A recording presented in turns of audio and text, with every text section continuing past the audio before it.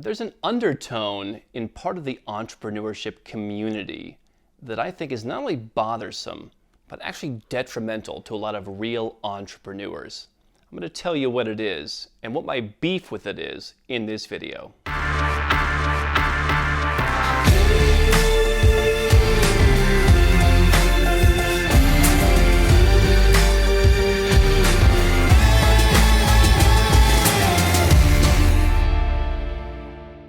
Hey, I'm Andrew Henderson. Here's what really bothers me, honestly, is there are people out there who are entrepreneurs, and there are people out there who are talking to entrepreneurs, who are putting out content that basically says sales are bad and revenue isn't necessary.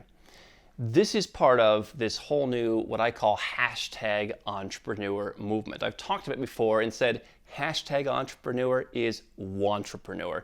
It's people who go out and they print business cards and they go and do YouTube collabs and they go and do all the kinds of different stuff except for making the sale, except for bringing in revenue.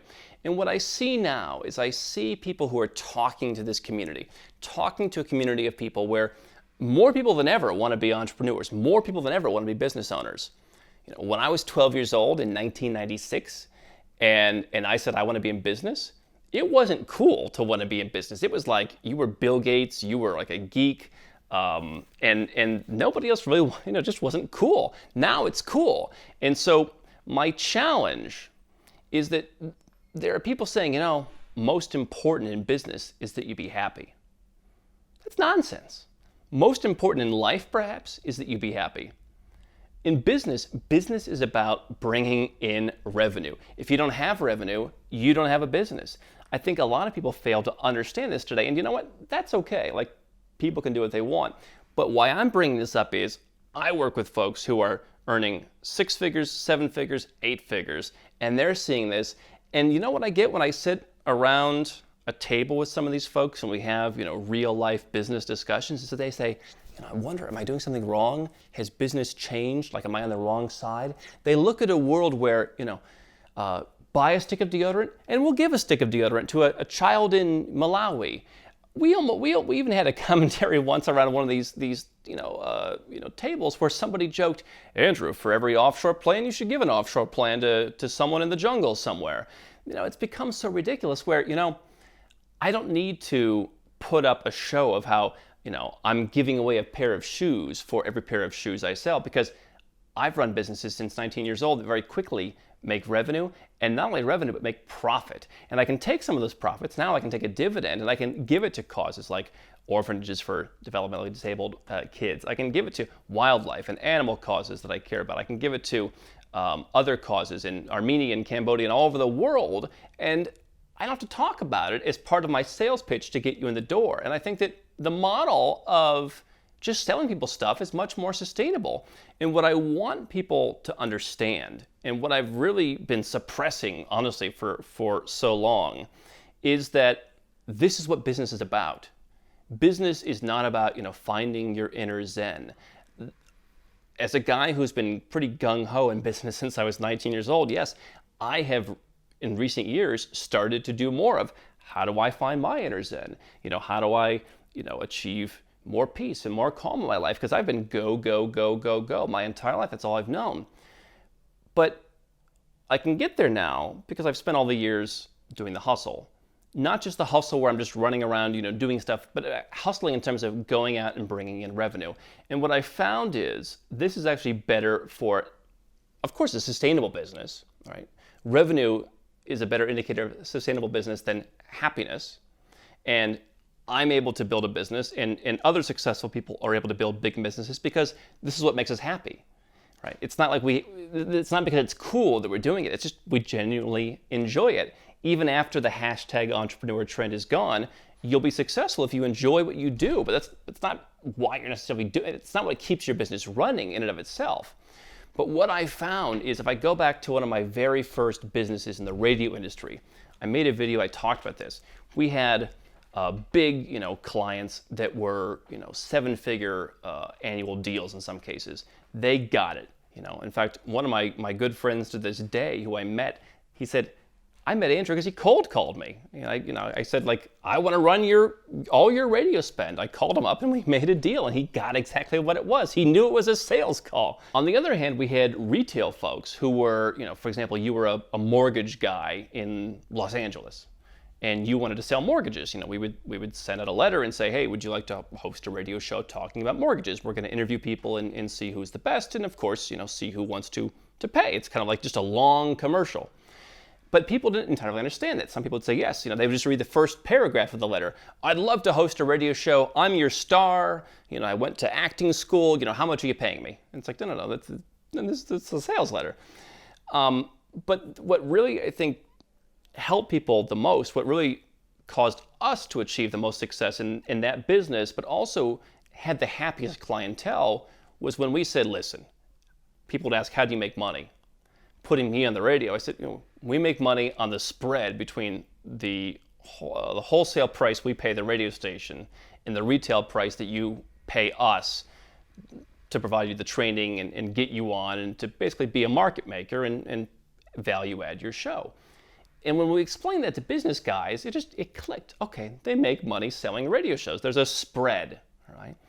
When it was, when we weren't really sure what to say, we're producers of shows, and we were, like, at our core, we liked producing radio shows. We liked, improving people's shows and training them how to host a radio show and all that kind of geeky radio stuff. Nobody really got it. And people would get in, they'd be upset. And so, what really worked was saying, we're selling you something. And people were happier with that. And I think that far too many people now, you see these guys who are influencers, the entrepreneur influencers, where they go on and they brag about how they have nothing to sell you. And then, by the way, and then they'll sell you a case of wine, by the way, please buy my case of wine, right? But they're not selling anything. Just like to brag, to be a business person and to brag that you don't sell anything, to me is a little silly.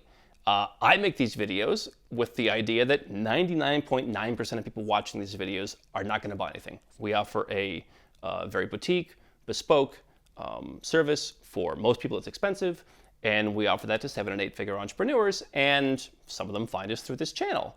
But I'm not coming on here to sell you something. I'm coming on to present so that people who watch this occasionally will call and say, hey, I want Andrew to be the guy who helps me.